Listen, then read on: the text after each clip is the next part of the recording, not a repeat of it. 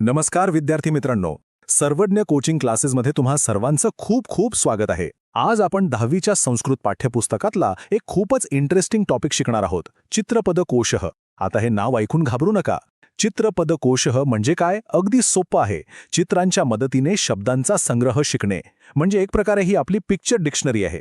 चला तर मग आजच्या या जगात संस्कृत कसं जिवंत आहे याचा एक मस्त प्रवास सुरू करूया. आज आपण काय काय पाहणार आहोत त्याची ही एक छोटीशी रूपरेषा आहे.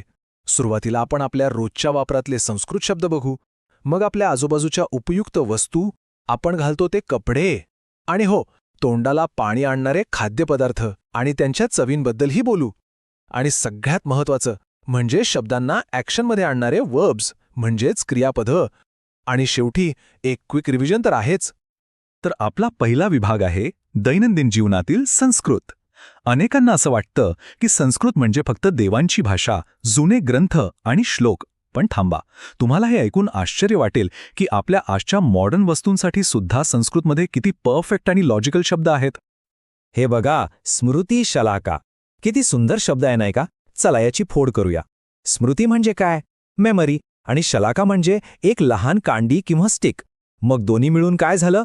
मेमरी स्टिक म्हणजेच आपला पेन ड्राईव्ह. बघा, दोन शब्द एकत्र येऊन कसा एक नवीन आणि अर्थपूर्ण शब्द तयार झाला. यालाच व्याकरणात समास म्हणतात. यावरूनच या भाषेची ताकद आपल्या लक्षात येते. खरंच किती समर्पक आहे. आता आपण आपल्या घरात आणि ऑफिसमध्ये रोज दिसणाऱ्या काही उपयुक्त वस्तूंची संस्कृत नावं पाहूया. या वस्तूंना संस्कृतमध्ये उपयुक्त वस्तूनी असं म्हणतात, म्हणजे युजफुल ऑब्जेक्ट्स. पहिली वस्तू आहे सांद्र मुद्रिका.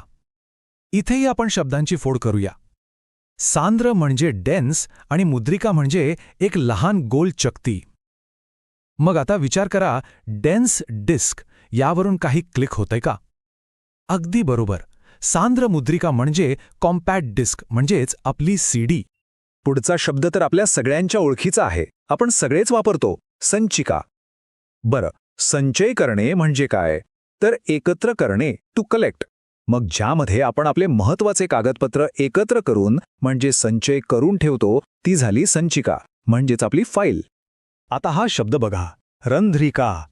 संस्कृतमध्ये रंध्र या शब्दाचा अर्थ होतो छिद्र किंवा होल. मग ज्या मशीनने कागदाला रंध्र पाडले जाते त्याला काय म्हणणार? साहजिकच आहे, रंध्रिका. म्हणजेच आपली पंचिंग मशीन. पाहिलात, एकदा शब्दाचं मूळ कळलं की अर्थ किती सोपा होतो. पुढचा शब्द आहे वस्त्रसूची. इथेही समास आहे. वस्त्र म्हणजे काय? कापड. आणि सूची म्हणजे सुई. मग कापडांना जोडणारी सुईसारखी वस्तू कोणती? अर्थात आपली सेफ्टी पिन. किती सोपं आणि लॉजिकल आहे हे लक्षात ठेवायला. आता आपल्या कॉम्प्युटरच्या दोन महत्त्वाच्या भागांबद्दल बोलूया. इथे एक कॉमन शब्द आहे फलकम, ज्याचा अर्थ होतो फळा किंवा बोर्ड. आता गंमत बघा, ज्या फलकावर आपल्याला दृश्य दिसते ते झालं दृश्य फलकम म्हणजेच आपला मॉनिटर. आणि ज्या फलकावर अक्षरं आहेत ते झालं अक्षरफलकम म्हणजेच आपला कीबोर्ड. पाहिलात, एकाच मूळ शब्दाला वेगवेगळे शब्द जोडून किती अचूक अर्थ तयार होतात. हेच तर संस्कृतचं सौंदर्य आहे. चला आता आपल्या पुढच्या विभागाकडे वळूया. वस्त्राणी म्हणजेच आपण जे कपडे घालतो त्यांची काही इंटरेस्टिंग संस्कृत नावं शिकूया. आता रोजच्या वापरातले काही कपडे पाहू. पॅन्टला म्हणतात उरुकम. शर्टसाठी शब्द आहे युतकम. साडीसाठी तर सर्वांना परिचित शब्द आहे शाटिका. थंडीत आपण शाल किंवा घोंगडी वापरतो, त्याला म्हणतात रांकवम. आणि स्वेटर, त्याला एक खूपच मजेदार शब्द आहे स्वेदकः. स्वेद या शब्दाचा अर्थ होतो घाम, म्हणजे जे घातल्यावर शरीरात उष्णता निर्माण होऊन ऊब येते तो स्वेदकः. बघा किती लॉजिकल आहे. चला, आतापर्यंत बराच अभ्यास झाला. आता जरा जिभेचे चोचले पुरूया. आपला पुढचा विभाग आहे खाद्यपदार्थ, म्हणजे खाण्याचे पदार्थ आणि त्यांचे वेगवेगळ्या चवी. आपल्या जेवणाच्या ताटात साधारणपणे काय काय असतं? पोळी, तिला म्हणतात रोटिका. भाजी म्हणजे शाकम. लोणच्याला एक सुंदर शब्द आहे अवलेहः. पापड म्हणजे परपटः. गोडधोडामध्ये खीर म्हणजे पायसम. आणि सगळ्यांची आवडती गरमागरम जिलेबी, तिला म्हणतात कुंडलिका. आता हा शब्द कसा आला असेल? कानात जे घालतात ते कुंडल गोल असतं, बरोबर? त्यावरूनच जिलेबीच्या गोलाकार रचनेमुळे तिला कुंडलिका हे नाव मिळालं. हीच तर शब्द शिकण्याची खरी मजा आहे. आता चवींमधला एक महत्त्वाचा फरक लक्षात घेऊया. इथे खूप जणांचा गोंधळ होतो, त्यामुळे नीट लक्ष द्या. मिरचीची चव असते तिखट संस्कृतमध्ये तिखटला कटुह म्हणतात आणि कारल्याची कारवेल्लम चव असते कडू, ज्याला संस्कृतमध्ये तिक्तम म्हणतात. मराठीत आपण कधीकधी कटू हा शब्द कडूसाठी वापरतो, पण संस्कृतमध्ये हे पक्क लक्षात ठेवा. कटुह म्हणजे तिखट, स्पायसी, आणि तिक्तम म्हणजे कडू, बिटर. मी परत सांगते, कटुह, तिखट, तिक्तम, कडू, हे विसरू नका. आणखी एक चव आहे कषायम. ही चव म्हणजे तुरट. जशी आवळ्याची आम्लकम चव असते. आवळा खाल्ल्यावर तोंड असं आकसल्यासारखं होते ना, तीच ही कषायम चव. आत्तापर्यंत आपण फक्त वस्तूंना आणि पदार्थांना नावं दिली. पण कोणतीही भाषा जिवंत कधी होते? ती होते क्रियांमुळे, ॲक्शन्समुळे. त्यामुळे आता आपण या चित्रपदकोशाचा सर्वात महत्त्वाचा भाग पाहणार आहोत, क्रियापदे, म्हणजेच क्रिया. विरुद्धार्थी क्रिया जर एकत्र शिकल्या की त्या लवकर लक्षात राहतात. जसं की दरवाजा बंद करणे, त्यासाठी क्रियापद आहे पिद्धाती, आणि दरवाजा उघडणे म्हणजे उद्घाटयती. पिद्धाती बंद करतो, उद्घाटयती उघडतो. चला पुन्हा एकदा, पिद्धाती, उद्घाटयती. आणखी एक जोडी पाहूया.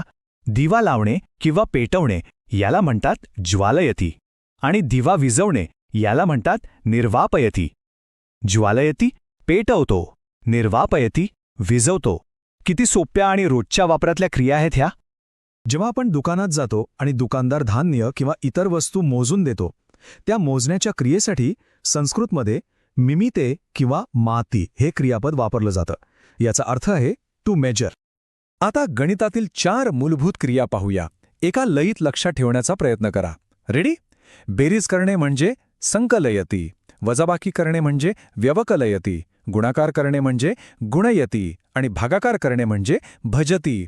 चला परत एकदा, संकलयती, व्यवकलयती, गुणयती, भजती. परफेक्ट. चला तर मग आपण आज जे काही शिकलो त्यातील सर्वात महत्त्वाचे आणि परीक्षेच्या दृष्टीने उपयोगी शब्द पुन्हा एकदा आठवूया. एक छोटीशी पण पक्की उजळणी करूया. हे काही शब्द आजच्या भागातून नक्की लक्षात ठेवा. स्मृतिशलाका म्हणजे पेनड्राईव्ह, रंध्रिका म्हणजे पंचिंग मशीन. कटुह आणि तिक्तममधला फरक. कटुह म्हणजे तिखट आणि तिक्तम म्हणजे कडू. उद्घाटयती म्हणजे उघडणे, संकलयती म्हणजे बेरीज करणे. आणि हो, जेवण वाढणे या क्रियेसाठी एक महत्त्वाचा शब्द आहे जो आपण लक्षात ठेवला पाहिजे, परिवेशयती. एक गोष्ट नेहमी लक्षात ठेवा, आपण जे क्रियापद किंवा क्रिया शिकलो ती वाक्यरचना करण्याची गुरुकिल्ली आहे. शब्दसंग्रह कितीही मोठा असला तरी क्रियापदांशिवाय त्याला जिवंतपणा येत नाही. म्हणून शब्दांच्या पलीकडे जाऊन या क्रियापदांवर विशेष लक्ष द्या. आता जाता जाता एक छोटासा विचार.